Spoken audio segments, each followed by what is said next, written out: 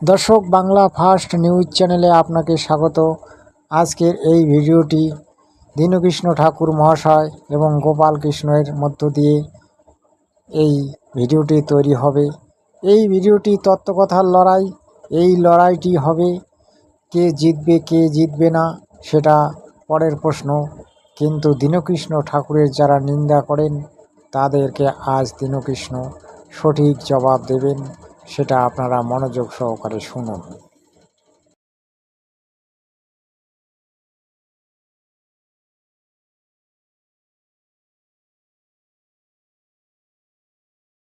পশ্চিম বাংলায় একটা বাঁদরের জন্ম হয়েছে, যার নাম হচ্ছে দীনকৃষ্ণ দাস ঠাকুর। আমরা চাইছি ধর্মকে এক করতে, আর ও চাইছে ধর্মকে নর্দমার মতো ভেঙে দিয়ে ওতে নোংরা জল ছিটিয়ে দিতে। এটা এমন অসভ্য। হ্যাঁ, ধর্মের সম্বন্ধে জানে না, বোধ নেই। বাজার থেকে কতগুলো চটি বই কিনে পড়ে নিয়েছে, ঠাকুরমার ঝুলির মতো বই পড়ে নিয়ে আসরে গিয়ে মানুষের কাছে ফাঁকা চ্যালেঞ্জ দিচ্ছে, আমার প্রশ্নের উত্তর দাও, আমার সঙ্গে। তোমার মতো মূর্খের সঙ্গে কে বসবে? কার খেয়ে দিয়ে কাজ নেই? তুই প্রধানমন্ত্রী নাকি তোমার সঙ্গে বসবে? তোমার সঙ্গে বসলে মানুষের কি লাভ হবে? এ তো মুখস্থ মাল, মুখস্থ করে সাপ্লাই দিচ্ছে মানুষের কাছে।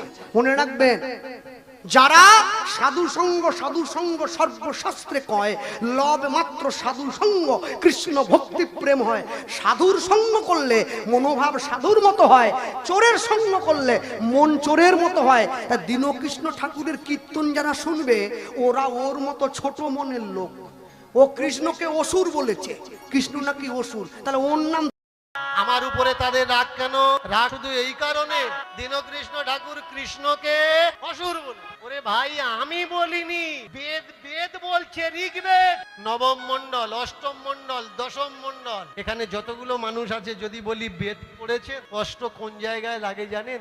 বেদ পড়া তো দূরের কথা, অনেকে চোখে দেখেনি, শুধু নামটা শুনে। আরে ভাই, দীনকৃষ্ণ ঠাকুর যে বইয়ের নামগুলো বলে অন্তত খুলে দেখো। মহাভারত কৃষ্ণকে মুসলমান বলছে, মহাভারত কৃষ্ণকে মুসলমান বলছে। ভালো করে শুনে রাখো, তোমরা যারা আমাকে বাবা বলে ডাকো, এই জায়গায় কলা পাতা মুখস্থ করে আমি আসিনি, রীতিমতো স্টাডি করে এসেছি, পড়াশুনো করে। আর আমি কীর্তন করি, চ্যালেঞ্জ করে কীর্তন করি। আজকের হরিবাসরে আমি আবার চ্যালেঞ্জ করছি, যদি কেউ আমাকে মিথ্যে প্রমাণ করতে পারেন, আপনি দেখবেন আজকের কাউকে পাবেন না। আমি আজকের কীর্তন করে চলে যাব, কালকের আপনাদের মোড়ের মাথায়, চায়ের দোকানে, বাজারে বড় বড় পণ্ডিত গজাবে। আজকের কাউকে পাবেন।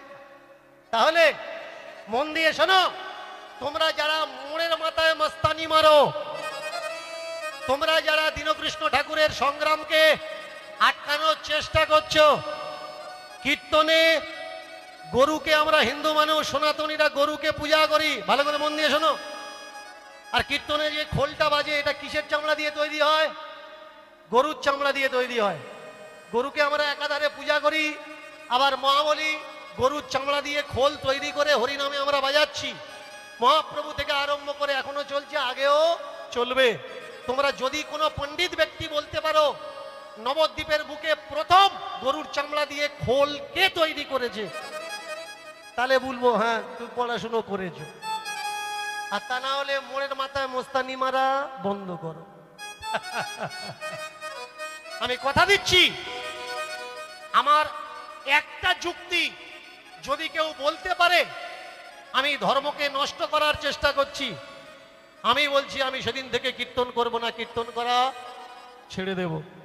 তাহলে আমি কি করতে চাচ্ছি ভালো করে শুনুন, ভুল ইতিহাসকে নতুন করে লেখানোর চেষ্টা করছি।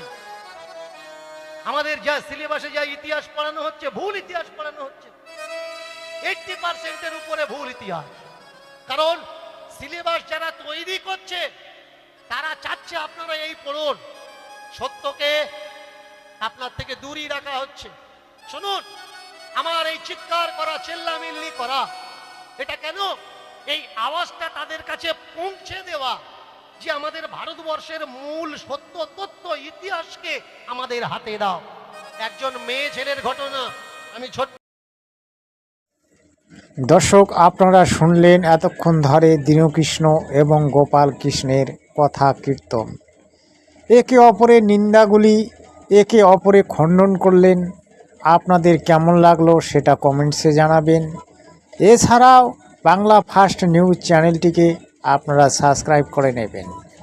আজকের এই ব্রেকিং নিউজটি আপনাদের উদ্দেশ্যে তৈরি করা হলো এই কারণে যে দীনকৃষ্ণ ঠাকুর আসলে কেন বাংলার মধ্যে তত্ত্বকথাগুলি তুলে ধরেন, বাংলার মানুষ যাতে সত্যটা জানতে পারে, সত্যটা যাতে বুঝতে পারে এবং সত্যের পথ অবলম্বন করে, যেন শাস্ত্র অনুকূল ভক্তি করতে পারে, পূজা সাধনা করতে পারে, তার জন্যই দীনকৃষ্ণ ঠাকুরের প্রয়াস।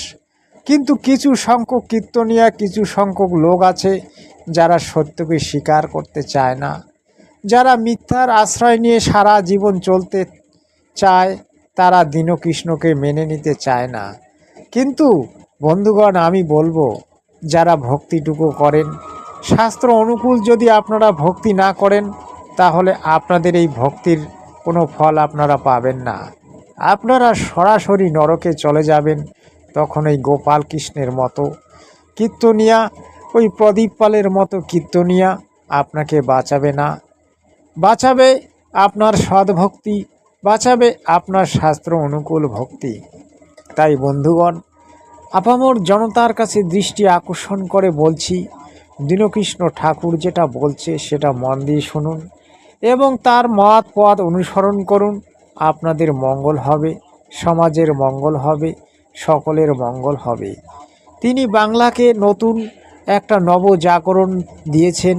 বাংলাকে তিনি কুসংস্কার মুক্ত করে তুলেছেন বা করতে চান। আপনারা কুসংস্কার মুক্ত বাংলা গড়ে তুললে আপনাদের এই উন্নতি হবে, আপনাদের এই ঘরের ছেলেমেয়েরা সুশিক্ষা পাবে। আজকে দেখুন, বাংলার মধ্যে কোনো পরিবারের মিল নেই। আজ মেয়ে ছেলে সন্তানকে, মেয়ে ছেলে আজ বাবা মাকে দেখতে পাচ্ছে না এবং আজ বৃদ্ধ বয়সে বাবা মা ছেলের কাছ থেকে কোনো টাকা পয়সা পাচ্ছে না। তাদেরকে ঘর থেকে বের করে দেওয়া হচ্ছে, বাবা মাকে দোমুঠো ভাত দিচ্ছে না। কেন জানেন? আমাদের সমাজের কুসংস্কার, আমাদের সমাজের যারা আজকে হত্যাকর্তা, আধ্যাত্মিক জগৎ থেকে শুরু করে, সামাজিক দিক থেকে শুরু করে, শিক্ষা ব্যবস্থা থেকে শুরু করে, সম্পূর্ণটাই গোলমাল। আজকে দেখুন, গুরুর সেবা করছে, গুরু বাড়িতে এলে তার চরণ ধুয়ে জল খাচ্ছে। যে বৃদ্ধ বাবা মা আছে তাকে কিন্তু কেউ এক মুঠো ভাত দিচ্ছে না, তার শ্রীচরণ ধৌত জল খাচ্ছে না। অথচ গুরু যদি আসে তাহলে তার শ্রীচরণ ধৌত জল খায়। যে বাবা মা তাকে বড় করলো, যে বাবা মা তাকে শিক্ষা দীক্ষা দিয়ে কলেজে পড়িয়ে চাকরি নিয়ে দিল, সেই বাবা মাকে সে আজ চিনতে পারছে না। কেন ভাই?